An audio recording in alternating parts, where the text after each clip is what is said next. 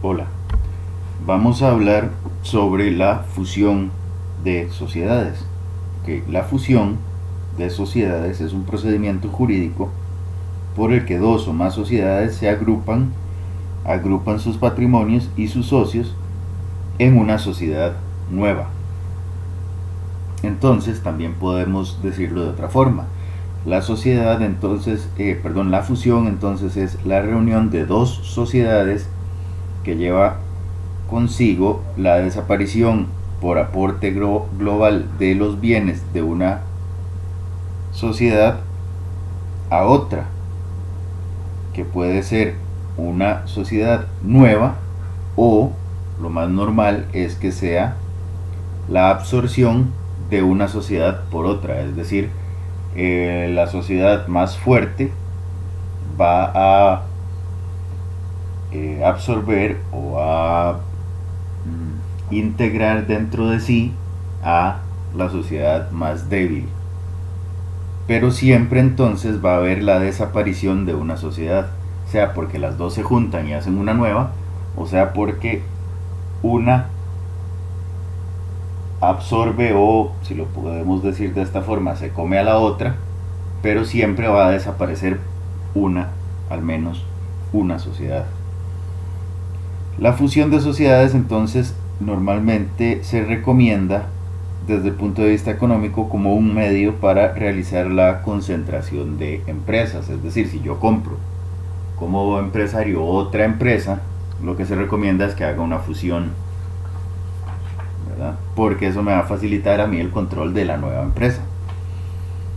¿Ok? Ahora, cuando se va a hacer una fusión, se pueden fusionar sociedades de varias naturalezas o de naturalezas distintas. Las sociedades pueden ser capitalistas o personalistas. Si son personalistas, lo que van a ver o en lo que se van a centrar es en la calidad de la persona que desean que sea su socia o con la cual desean asociarse. Es decir, si se va a hacer una sociedad de solo abogados, o si se va a hacer una sociedad de solo doctores, o si se va a hacer una sociedad de solo ingenieros, por ejemplo. O si vamos a hacer una sociedad de familiares, entonces pues solo personas que sean familia. Ahora, si vamos a hacer una sociedad capitalista, lo que nos interesa es el aporte, el dinero que tengan las personas y que puedan aportar. ¿Okay? Entonces se puede hacer una fusión de varios tipos de sociedades. Puede ser una sociedad personalista y una sociedad capitalista, las que se fusionen, no hay ningún problema. ¿Okay? Ahora, en cuanto a los tipos de fusión, podemos hablar de dos tipos. Va a estar la fusión propia, por integración o por creación, y la fusión por absorción o incorporación. La primera, es decir, la fusión propia, que también se conoce como fusión por integración o fusión por creación, es cuando dos o más sociedades se fusionan y agrupan sus patrimonios y accionistas en una sociedad nueva que antes de que se cree o se constituya esta nueva sociedad, agrupa a las dos fusionadas. ¿Okay? Ahora, si vamos a hablar entonces de la de la fusión por absorción o por incorporación, entonces va a haber una sociedad preexistente y que va a prevalecer y entonces absorbe o incorpora así a la otra sociedad y aumenta su capital social. ¿Okay?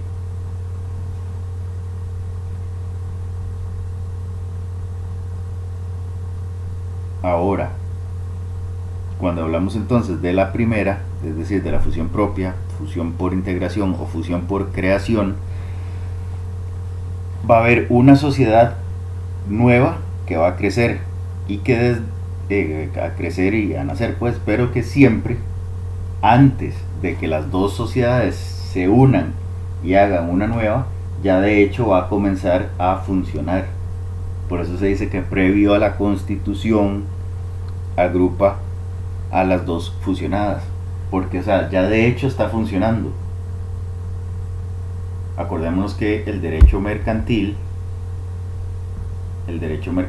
es dinámico, el comercio es cambiante y, a ver, a la hora de hacer negocios, el mundo no se detiene, es decir, como dicen los empresarios, el tiempo es dinero. Entonces, ¿qué es lo que pasa? Nosotros no podemos decir, bueno, dejemos que las dos empresas dejen de funcionar hasta que se dé la creación de la otra nueva. La comenzamos, o sea, a ver, las empresas tienen que seguir funcionando. Las empresas entonces, antes de unirse, ya de hecho se unieron y comienzan a funcionar por una cuestión de necesidad. Ahora, ¿qué es una sociedad de hecho? Pues sí, es una sociedad de hecho. Okay. En nuestro ordenamiento jurídico, ya siguiendo con el avance de la materia, en los artículos 220 y 224 del Código de Comercio se nos habla entonces del proceso que venimos hablando. El artículo 220 nos señala que hay fusión de sociedades cuando dos o más de ellas se integran para formar una sola. La sociedad constituyente cesará en el ejercicio de su personalidad jurídica individual cuando de la fusión de las mismas resulte una nueva. Si la fusión se produce por absorción, deberá modificarse la escritura social de la sociedad prevaleciente si fuera del caso. Okay, aquí me está diciendo qué es cesión y cuáles son los dos tipos qué es fusión y cuáles son los dos tipos de fusión. En el artículo 224 me dice: los derechos y obligaciones de las sociedades constituyentes serán asumidos de pleno derecho por la nueva sociedad o la que prevalezca. Ni la responsabilidad de los socios, directores y funcionarios, ni la de los derechos y obligaciones contra ellos serán afectados por la fusión. En los procedimientos judiciales o administrativos en que hubiera sido parte cualquiera de las sociedades constituyentes, lo seguirá siendo la nueva sociedad que prevalezca. Es decir, está bien que van a dejar de existir ambas sociedades y se va a crear una nueva, o que va a dejar de existir al menos una que va a ser absorbida por la otra. Pero eso no implica que las responsabilidades de los socios, directores y funcionarios de alguna de las desaparecidas se va a terminar. Ellos van a seguir siendo responsables por lo que hayan hecho que haya perjudicado a la sociedad extinta. Y en los procesos judiciales o administrativos en los que sea parte la sociedad que se absorbió o una de las que desapareció, la nueva va a tomar parte ahí en lugar de la que desaparece o las que desaparecen. ¿Okay?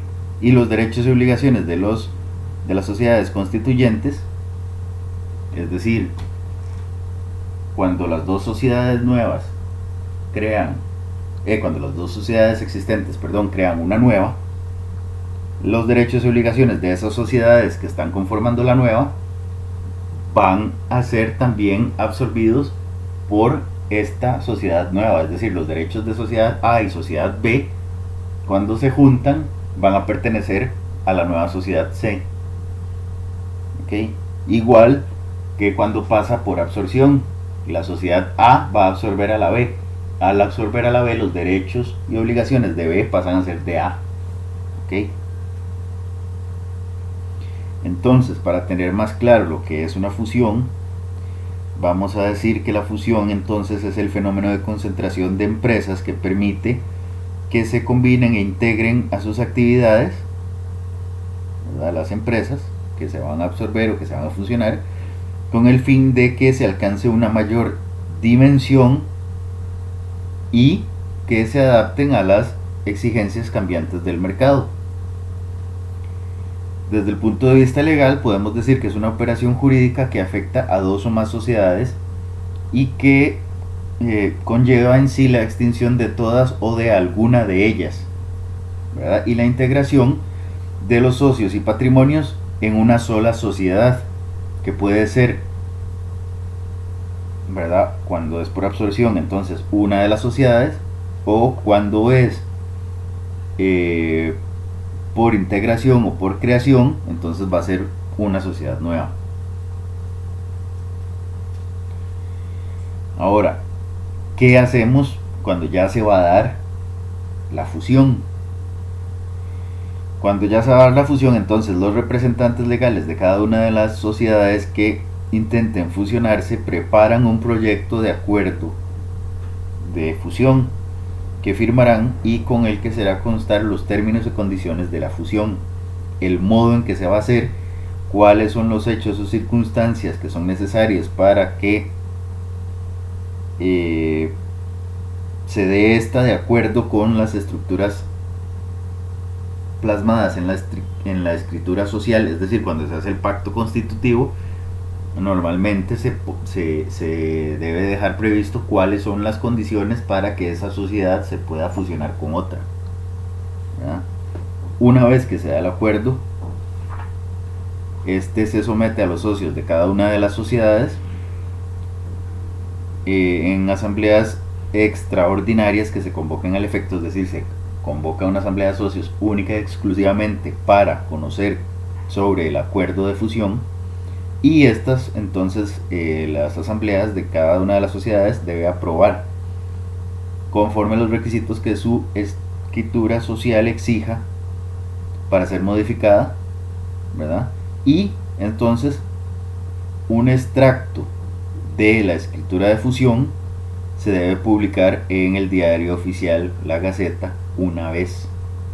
¿Okay? Más adelante vamos a ver por qué se hace el requisito de la publicación. Ok, ahora, la doctrina considera que la fusión se realiza mediante el aporte que realiza la sociedad absorbida a la otra de todo su activo, con cargo de pagar todo el pasivo. Es decir, cuando hay fusión no solo se juntan los activos, sino también se juntan los pasivos. Es decir, no solo se junta todo lo que yo tengo, sino lo que las dos empresas deben. ¿Okay? Si entonces estamos hablando de una transmisión global, es decir, de todo, absolutamente todo lo que tiene la sociedad, entonces es posible porque se da la desaparición del titular de este patrimonio, y en ese caso pues se da el aporte, ¿verdad?, de todo el patrimonio a la otra sociedad.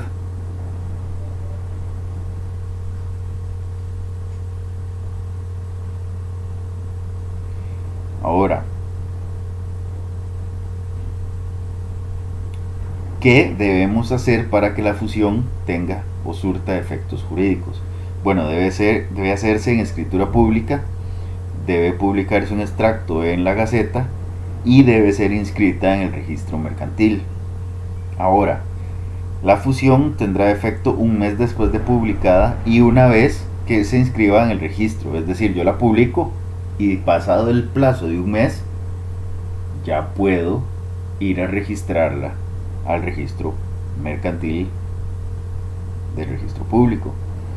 ¿Para qué se da ese plazo de un mes? Para que cualquier interesado pueda oponerse a la fusión, y si hay una oposición entonces se suspende en tanto el interés de la persona que se opuso no sea garantizado suficientemente a juicio del juez que conozca la demanda. Es decir, yo tengo que ir a demandar y oponerme.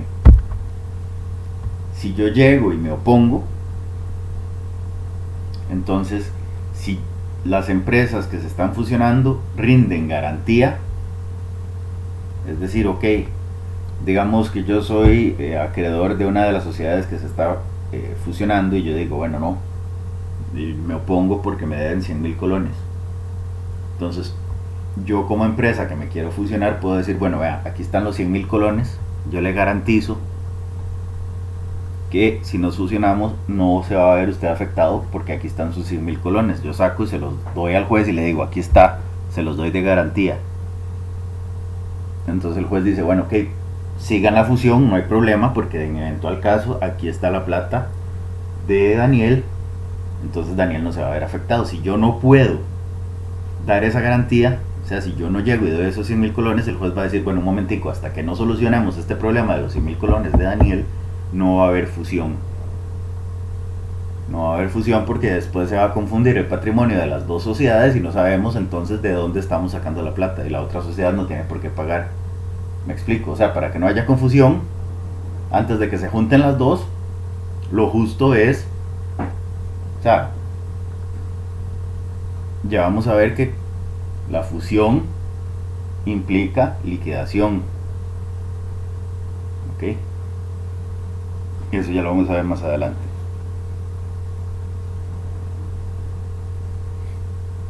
Ok.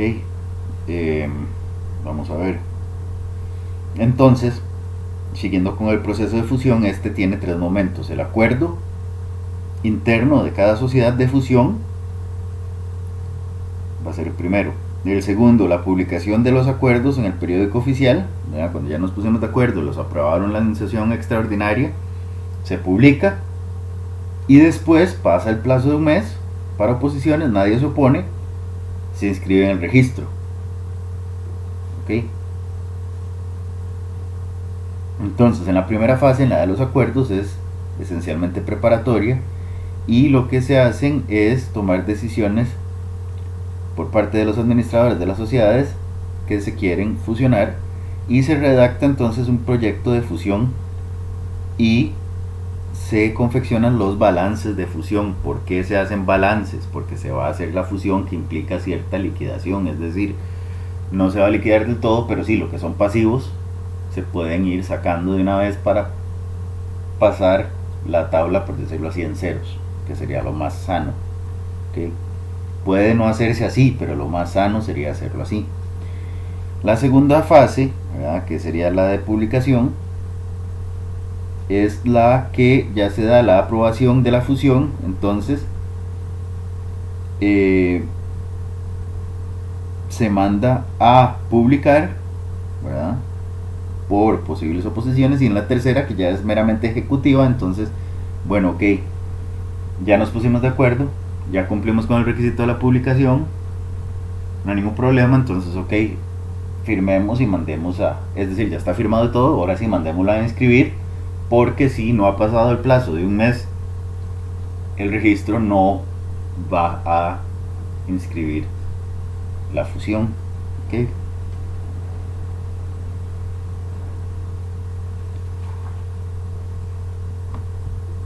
Ahora, si es por absorción, vamos a decir que la sociedad absorbente recoge en su universalidad el patrimonio de la sociedad absorbida que desaparece. Entonces, para los acreedores hay un cambio de deudor. Es decir, si yo no paso la sociedad en cero, sino que cuando yo absorbo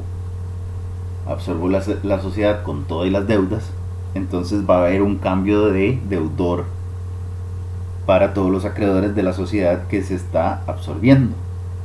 Y esto va a conllevar un problema para los acreedores.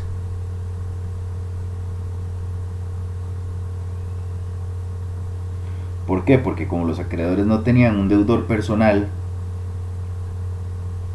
y podían reclamar el pago solo sobre el activo de la sociedad absorbida, este cambio les ocasiona el perjuicio en el caso de que la sociedad absorbente tuviera un pasivo mayor al activo. Es decir, ¿qué pasa si la sociedad que está absorbiendo, la sociedad A está absorbiendo a la B, y a la hora de absorber resulta que la sociedad A va a tener más pasivos, es decir, más deudas que activos, es decir, que entradas o cosas que pueda vender para tener dinero?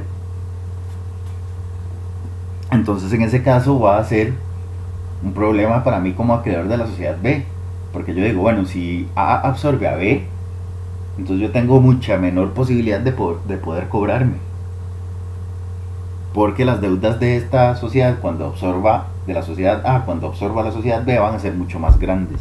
Entonces en ese caso habría perjuicio. ¿Qué es lo que debería hacer el acreedor en ese caso? Bueno, exigir el pago inmediato, porque la desaparición del deudor le perjudica y se puede considerar como una disminución de las garantías prometidas. Es decir, él me está garantizando que iba a pagar, ¿verdad?, a la hora de constituir la obligación, pero si hace eso, o sea, evidentemente ya no va a haber dinero, porque a la hora de fusionarse más bien las deudas crecieron y eso me va a perjudicar, me disminuye a mí la garantía de que me paguen. ¿Ok? Ahora también pueden exigir el reembolso anticipado sin justificar la disminución de garantía, pero cuando se fusionen y ellos se hayan opuesto. ¿Okay? Yo me opuse y de todas maneras se fusionaron. ¿Okay? Entonces yo ya no tengo que demostrar disminución de garantía ni nada. Vea, yo me opuse y ustedes me brincaron. No siguieron el debido proceso. Entonces, ¿cómo los penaliza? Bueno, ¿cómo los penaliza el ordenamiento? Bueno, ahora le tienen que pagar a él reembolso anticipado. O sea, de una vez ya páguele. Pero es que no se ha vencido la obligación y el que plazo tiene nada debe. Sí, está bien, pero resulta que él se opuso y ustedes se lo brincaron. Ahora, el castigo que da el ordenamiento es páguele ya. ¿Ok? Vamos a ver. ¿Qué debe cumplir entonces la sociedad que subsiste o la nueva sociedad en caso de fusión? Bueno, si lo que pasa es que nace una nueva sociedad, entonces esta nueva sociedad que nace de la fusión debe establecer en sus estatutos, ¿verdad? Igual que a la hora de crear una sociedad, ¿verdad?, debe establecerse todo otra vez. ¿Quiénes son los socios? ¿Cuál va a ser la estructura organizativa? Etcétera. Y se va a dar el nombramiento de los administradores. Ahora, si la fusión es por absorción, entonces se modifica el capital social de la sociedad, valga la redundancia, prevaleciente, incluyendo el monto de los capitales de las sociedades absorbidas. Ahora, hay otro requisito que puede entrar en juego, que es que si las empresas que se fusionan son fiscalizadas por la SUGEF, es decir, Superintendencia General de Entidades Financieras, entonces debe haber autorización previa de la SUGEF. ¿Ok? Esto sería lo de fusión.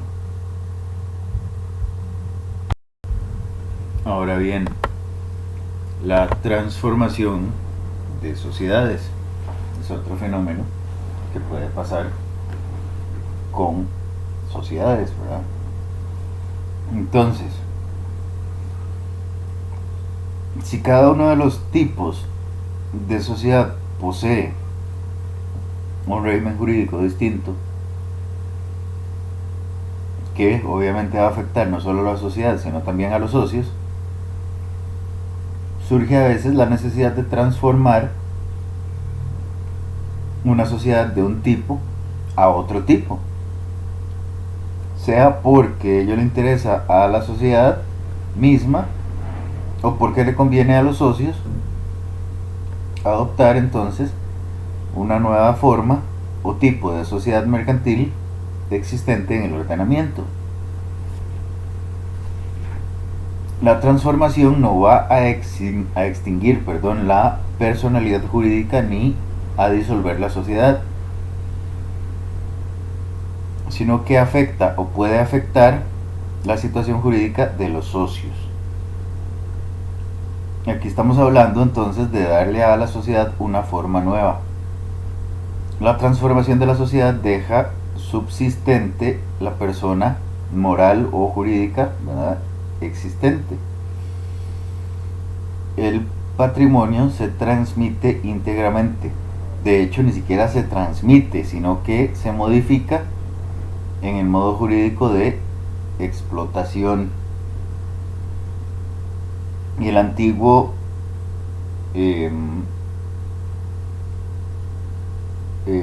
tipo de sociedad queda destruido y se reemplaza por otro nuevo.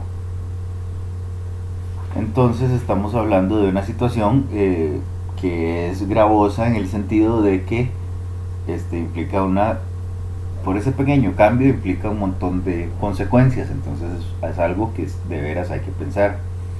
Ahora, el artículo 225 del Código de Comercio nos dice que cualquier sociedad civil o mercantil puede transformarse en una sociedad de otra especie mediante la reforma de su escritura social para que cumpla con todos los requisitos de la ley para el nuevo tipo de sociedad en la que se va a transformar. La transformación no eximirá a los socios de las responsabilidades inherentes a las operaciones efectuadas con anterioridad a ella, que se mantendrán en la misma forma que contempla la ley para los casos de liquidación.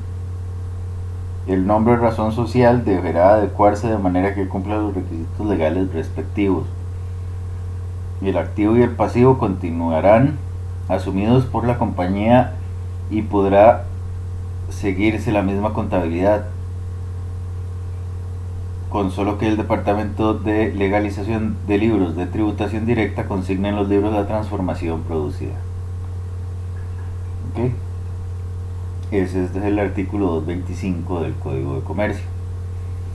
Desde el punto de vista técnico, la transformación alude al cambio de forma o tipo legal de una sociedad y supone el abandono por una sociedad de su investidura jurídica para adoptar un tipo legal diferente que a partir de entonces será el que rija su estructura y funcionamiento, aunque la transformación se circunscriba a un cambio de forma o tipo societario. Pero lo que va a pasar es que se va a dar una nueva estructura societaria y va a cambiar la naturaleza de las relaciones entre los socios y los terceros. Desde el punto de vista registral debe transcurrirse, todavía lo del plazo no, debe transcribirse los estatutos, ¿verdad?, de la nueva entidad y hacer el nombramiento de los administradores para inscribir. Si son entidades sujetas a fiscalización de la SUGEF, entonces debe haber una autorización previa de la SUGEF. Si son empresas de responsabilidad limitada, pero una persona física adquiere todas las cuotas, entonces se le puede transformar y cambiar el nombre a empresa individual de responsabilidad limitada. Y no puede transformarse a una sociedad mercantil porque para que haya una sociedad, ¿verdad?, lo que se requiere es al menos 2 socios. Entonces puede hacerse empresa individual de responsabilidad limitada, pero no puede hacerse sociedad de ninguna forma, porque para que haya sociedad se ocupan 2 personas. Ok, las asociaciones civiles también pueden transformarse, las asociaciones deportivas también pueden transformarse. Las universidades privadas que funcionen como fundaciones pueden transformarse en sociedades mercantiles, ¿verdad? Y conservan los derechos y obligaciones de la fundación que les dio origen. Las sociedades de responsabilidad limitada conformadas por socios profesionales pueden transformarse en sociedades de actividades profesionales, y al revés, las sociedades de actividades profesionales pueden transformarse en sociedades de responsabilidad SRL, sociedades de responsabilidad limitada, perdón. La duración de la sociedad transformada no puede ser mayor a la estipulada para la sociedad que desaparece, es decir, a la hora de hacer la transformación no puedo ampliar el plazo social, es decir, la duración de la sociedad. Los efectos jurídicos de la transformación consiste en la continuidad de la persona jurídica, es decir, no va a haber extinción, y se va a constituir un cambio en la forma jurídica que no va a afectar ni la identidad ni la personalidad de la sociedad que se transforma. Además, hay una invariabilidad de la participación social, porque después de la transformación la equivalencia no varía en cuanto a las participaciones sociales, porque cada uno de los socios participa en el modelo societario. Okay, entonces básicamente cuando estamos hablando de transformación social, estamos hablando de la misma persona, pero le estamos haciendo cirugía plástica, ¿ok? Estamos cambiándole el tipo de sociedad a la sociedad que tenemos, pero los derechos y obligaciones subsisten, los socios son los mismos, nada más que estamos cambiando de sociedad de responsabilidad limitada a sociedad anónima, por ejemplo, pero es lo mismo. Las mismas personas, los mismos derechos, las obligaciones pueden cambiar y la relación con los terceros pueden cambiar, pero en esencia es la misma sociedad. ¿Okay? Ahora, ¿qué es la disolución social? Okay, ya cuando estamos hablando de disolución, ya comenzamos a extinguir a una sociedad. ¿Okay?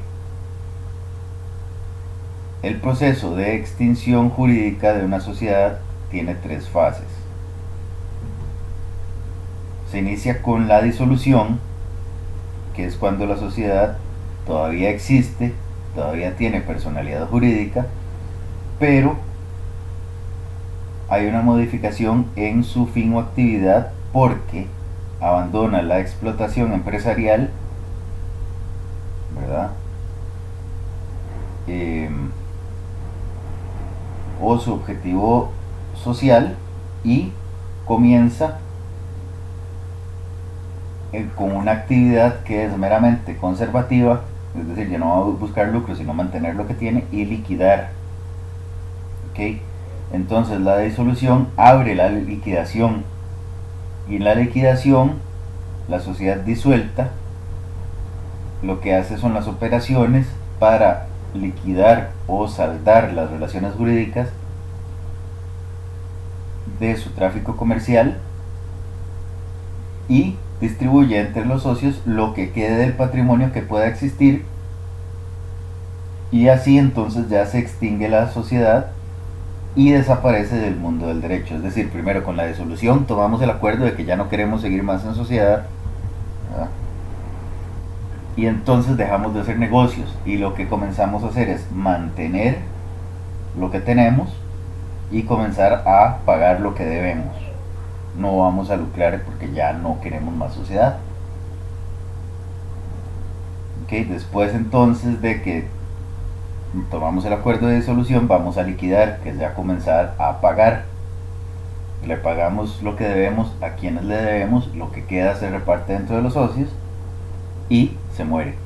¿Okay? Pero durante la disolución todavía existe la sociedad. La persona jurídica todavía existe.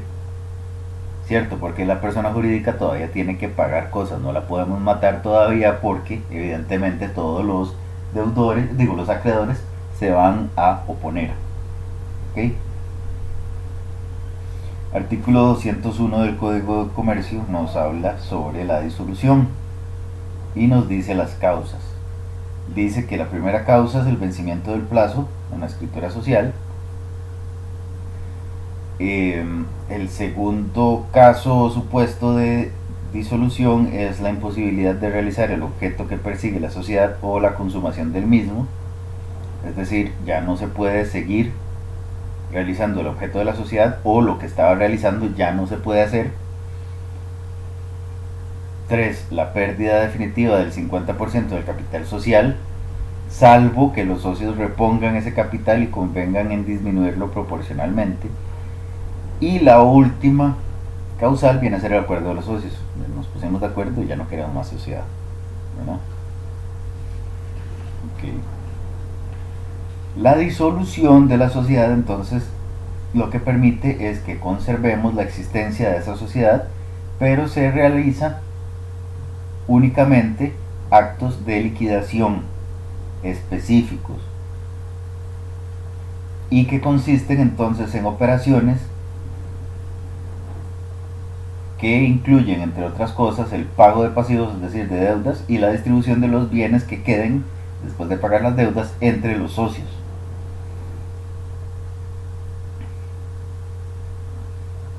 ¿Ok?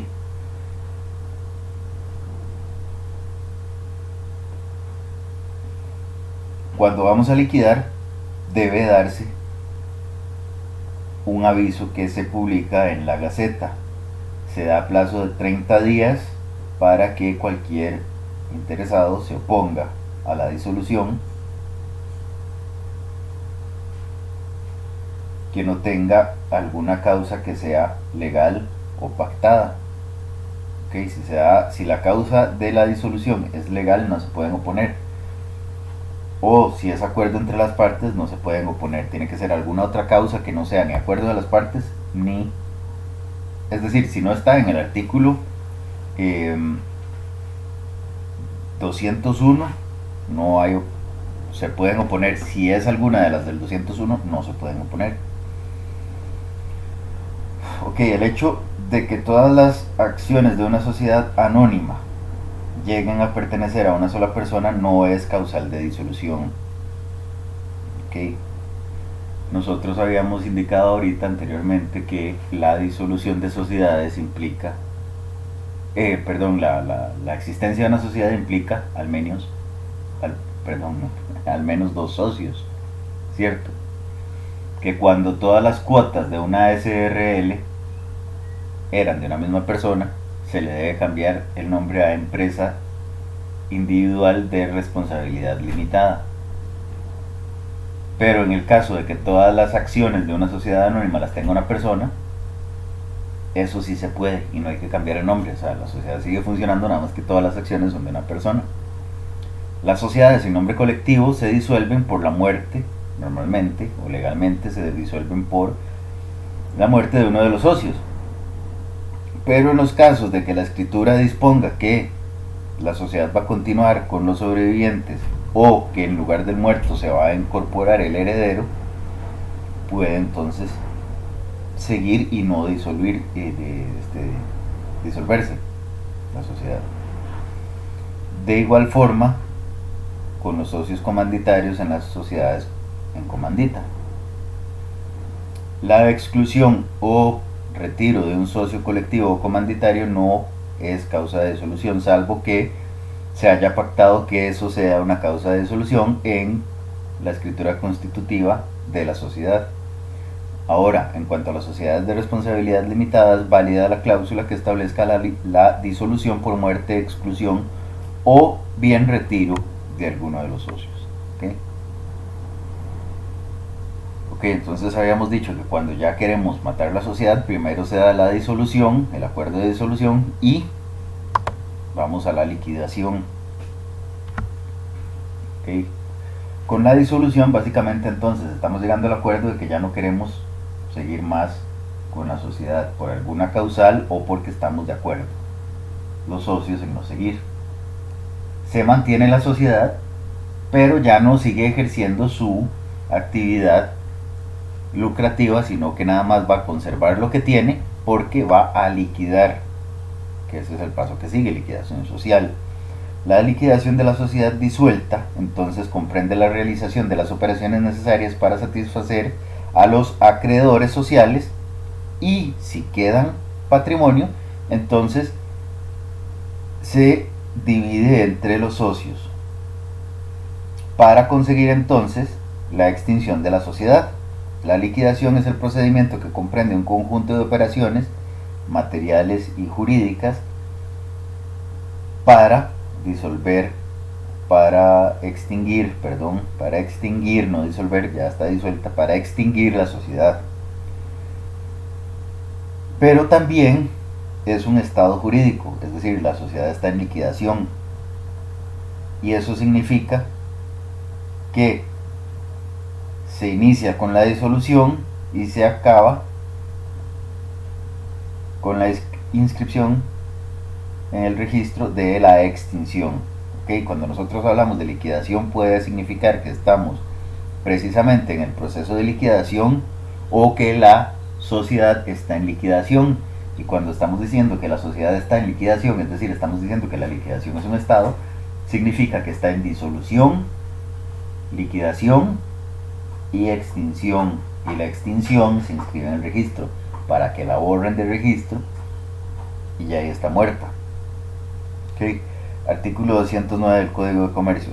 Disuelta la sociedad, entrarán en liquidación conservando su personalidad jurídica para los efectos de esta. Aquí se está haciendo alusión a la liquidación como un estado de la sociedad. ¿ok? Que va a implicar entonces disolución, liquidación y extinción. ¿Ok? Ahora, la liquidación en sí, ¿verdad? Es decir, ya el acto liquidatorio de pagar a los socios y pagarle a los acreedores y que lo que quede se reparta entre los socios, va a estar a cargo de uno o más liquidadores, que pueden ser los administradores y representantes legales de la sociedad en liquidación, y responderán por los actos que ejecuten si se exceden en los límites de su cargo. ¿Ok? ¿Cuáles son los límites del cargo? Los que se establezcan en la escritura social. Si en la escritura social no se establecen, entonces los socios deben hacer un convenio en el momento en que se acuerde la disolución, y si no hay acuerdo, entonces tienen que ir a donde un juez y pedirle, ¿verdad?, que haga la designación. Entonces él va a designar al liquidador, y no es que va a poner los límites, porque los límites obligatoriamente tienen que estar, sino que lo que le vamos a pedir al juez es nada más que, si no estamos de acuerdo en quién va a ser el liquidador, entonces usted, señor juez, por favor, designe a un liquidador para mi sociedad, nada más, porque es obligatorio que se den las causales de disolución en la escritura constitutiva de la sociedad. Ahora, cuando la sociedad se disuelve por vencimiento del plazo o por sentencia, la designación del liquidador debe hacerse dentro de los 30 días siguientes al día en que terminó el plazo o en el que quedó firme la sentencia que ordenó la disolución. Una vez que ya tenemos los liquidadores, ¿qué debe pasar? Bueno, los administradores le deben de dar a los liquidadores un inventario de todos los bienes, los libros y los documentos de la sociedad, ¿verdad?, para que los comiencen a examinar, ¿verdad?, porque ellos tienen que saber con qué cuenta la sociedad que van a liquidar y a quién le deben. Ahora, los administradores son solidariamente responsables por los daños y perjuicios que causen con la omisión de entregar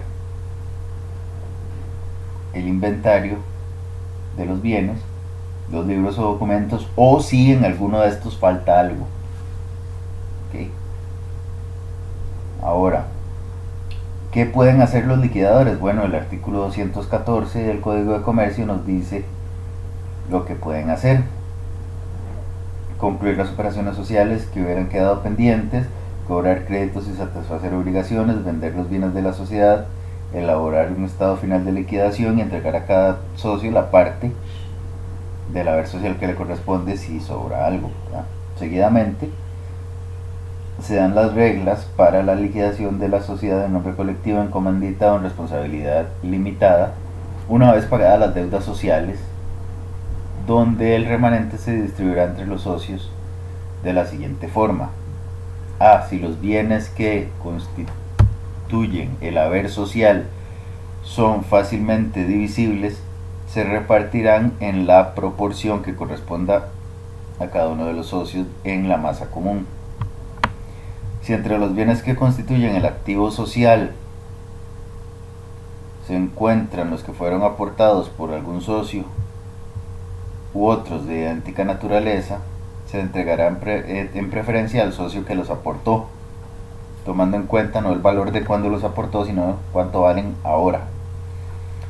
Si los bienes fueran de diversa naturaleza, se distribuirán conforme a su valor en lotes proporcionales a los aportes, compensándose entre los socios las diferencias que hubieran. Es decir, se hacen conjuntos de los bienes que hay y se le pagan con esos bienes a los socios lo que se les debe. Ahora, si a la hora de hacer los puñitos estos con los que yo lo voy a pagar a cada uno, hay uno que vale más y al otro le falta, el que tiene más le debe dar al que le falta lo que le corresponde del sobrante, para que queden niveladas las cuentas, me explico. Ahora, formados los lotes, es decir, los puñitos estos de los que les estoy hablando, el liquidador convocará a los socios a una junta, les da a conocer el proyecto, ¿verdad?, de cómo va a liquidar, y entonces los socios tienen 8 días a partir de la junta para pedir modificaciones si ellos consideran que estos lotecitos o estos puñitos, ¿verdad?, la conformación de estos lotes afecta sus derechos. Si los socios manifiestan su conformidad, es decir, ellos se les notifica, hacen la junta y dicen sí, todo está bien, ok, o si no se formulan oportunamente, es decir, pasan los 8 días y no hay observaciones, entonces el liquidador hace la adjudicación, es decir, le entrega a cada quien su puñito o su lote y se otorgan los documentos que procedan. Si los socios formulan oportunamente observaciones al proyecto de edición, el liquidador entonces debe convocar a una nueva junta en el plazo de 8 días para que se hagan al proyecto las modificaciones a que haya lugar, es decir, las que sean posibles.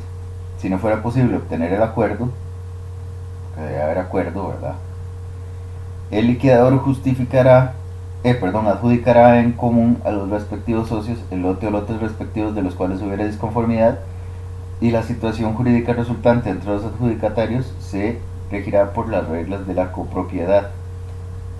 Ok, si no hay acuerdo, entonces yo le doy a cada quien lo que yo había dispuesto que se le va a dar a cada quien, y quedan como copropietarios los que estén en disputa de lo que se quería, y ya, o sea, ya yo como liquidador liquidé. Ahora el problema queda entre ustedes dos, que los dos querían la finca de la sociedad. Entonces, como no se pudo llegar a acuerdo de a quién le íbamos a dar esa finca, entonces ustedes quedan como copropietarios de esa finca, pero yo ya liquidé. Si la liquidación social se hiciera en virtud de la muerte de uno de los socios, la división o venta de los inmuebles se hará conforme a las disposiciones del Código de Comercio.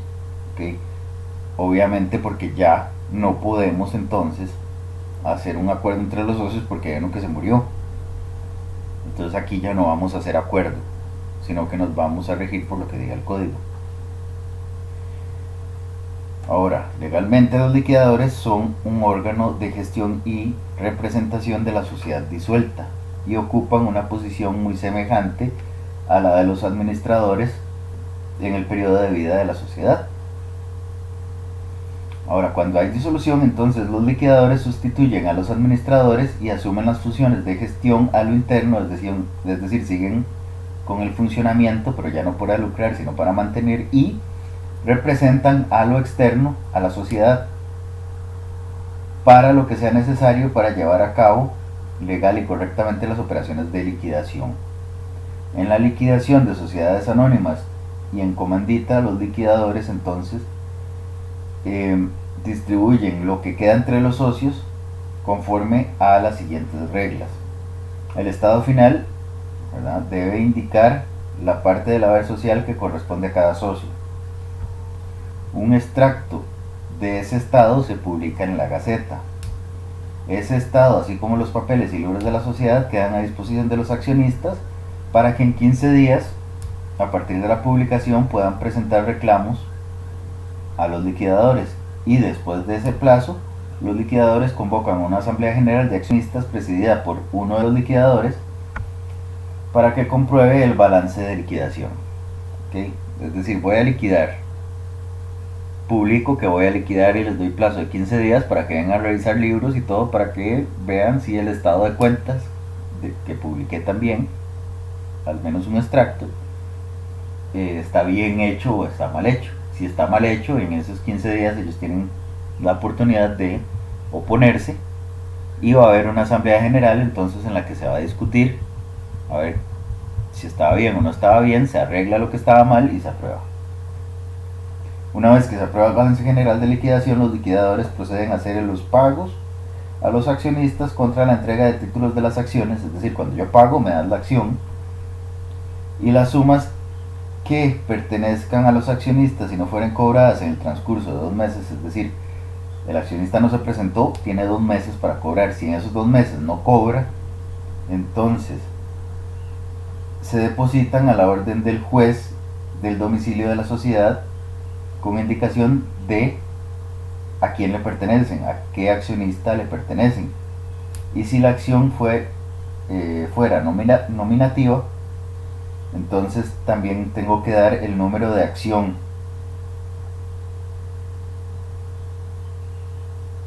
Pero únicamente tengo que dar el número si es accionar portador, es decir, yo tengo que llegar y decir, ok, esto es de tal accionista y él tiene una acción nominativa, es decir, la acción viene a nombre de él. Pasaron 2 meses y no cobró, aquí está, señor juez, se lo dejo depositado. Eso significa usted lo cuida y él viene y se lo va a reclamar a usted, que yo se lo tuve ya por 2 meses y yo no lo voy a seguir teniendo. O si la acción no es nominativa, sino que es al portador, no va a tener el nombre de la persona a la que pertenece, sino que va a tener un número. Entonces yo tengo que llegar y decirle como liquidador al juez, ok, aquí está, esto le corresponde al accionista fulanito de tal que tiene la acción número tal. Yo lo estuve cuidando por 2 meses y no se presentó, aquí se lo dejo, usted lo va a tener en depósito y que se lo venga a pedir a usted. ¿Ok?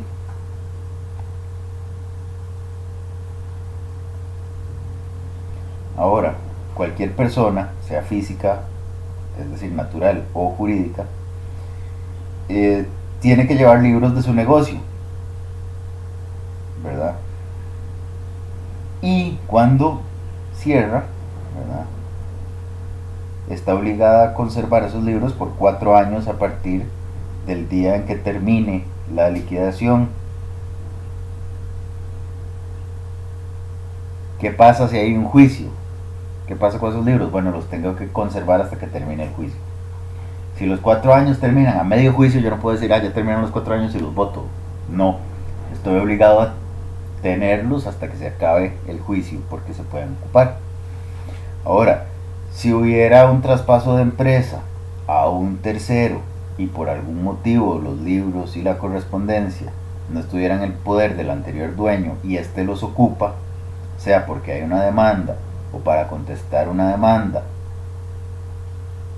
o para una excepción en alguna demanda, etcétera, entonces el dueño actual, es decir, el tercero que compró, está obligado, aunque no sea parte en el juicio, a permitir que las autoridades obtengan copias y certificaciones de los libros. Es decir, él no tiene que dar el libro, pero sí está obligado entonces a dar copias de los libros o a certificar que en el libro dice tal cosa para efectos del juicio. Y eso es, en resumen, la fusión de sociedades, la transformación de sociedades, la disolución de sociedades y la liquidación de sociedades. Espero haya quedado claro y cualquier duda la próxima clase. Gracias.